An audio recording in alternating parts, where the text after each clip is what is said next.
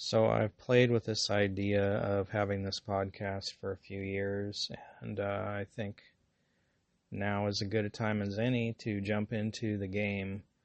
I know there's a lot of people doing this, a lot of people have good information, but I feel like my life experience and other experiences would be good to share with others. So, just a quick introduction. I started prepping in 1995.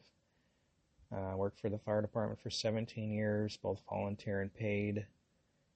I was an EMT, a safety officer, a duty captain, worked as a training officer, and an arson investigator.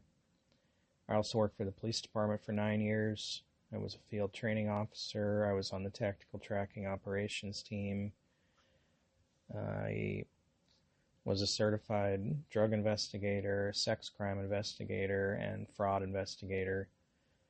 I was also on the search and rescue team and was a whitewater rescue technician. During that time, I also worked part-time at a juvenile prison as a security officer and part-time as a security officer for a casino.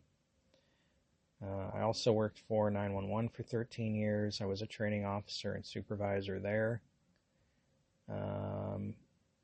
During all of this time, I also had a fugitive recovery business for 16 years and was a state trainer for that as well. At some time, I owned a bail bonds business for 8 years, and I was a state trainer for bail bonds. I had 5 offices and about 28 employees. We managed about 1,500 inmates a month. I also had a private investigation business for 5 years. I was a state trainer for that and worked as a court defense investigator for 2 counties. And one of the more notable cases I worked on was a triple homicide. Spent many hours talking to the defendant who had murdered several people.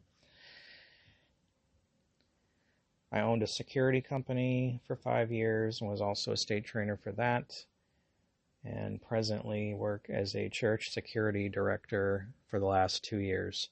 So that's my experience, and this is the Will You Survive podcast.